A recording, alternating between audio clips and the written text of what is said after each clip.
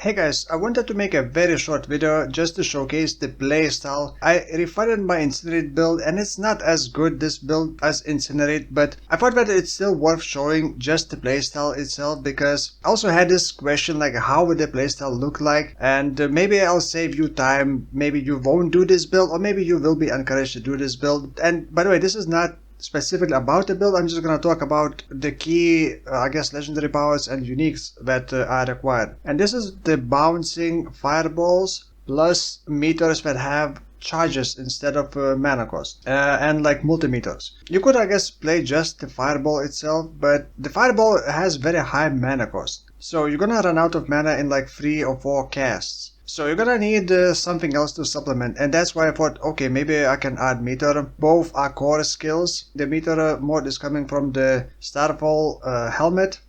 Meteors have one additional charge but has a cooldown. This is actually the worst roll. So you could actually get the cooldown much lower and have like the worst roll. So I currently have 8.9 second charge cooldown. So it takes way too long to just clear with Meteors. So then for the mix I am using the gloves of the Illuminator, which adds fireball levels and makes fireballs bounce, doing a bit less damage. So it's actually kind of nice for clearing. You throw it and then it bounces in front of you and clearing out enemies before become a danger. In addition to that, actually I do not have one thing. I do not have a staff that every third cast of fireball launches 2 additional projectiles, dealing like bonus damage. There's another thing from the tempering. You can actually get a chance for fireball projectiles to cast twice. Essentially just cast 2 projectiles and they kind of slightly split up near the final bounce. It's like a chance to deal double damage essentially.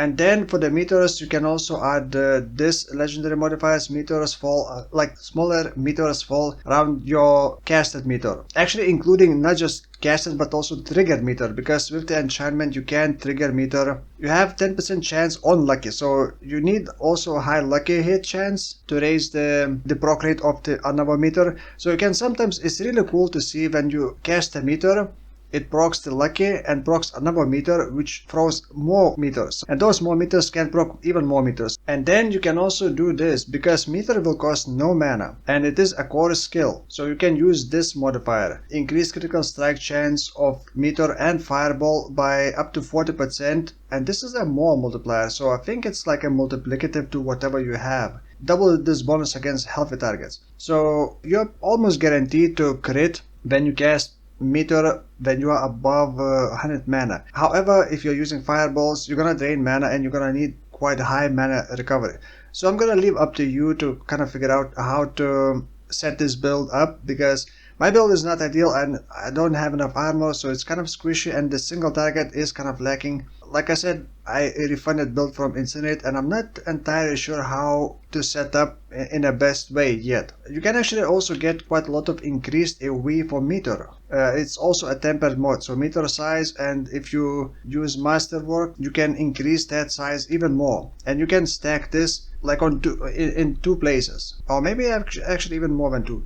Basically on weapons you can get meteor size increase, so the meteors would become much bigger, and I assume you can get like maybe even close to 100% increased meteor size, because there's also Paragon board enchantment, or not enchantment but the glyph.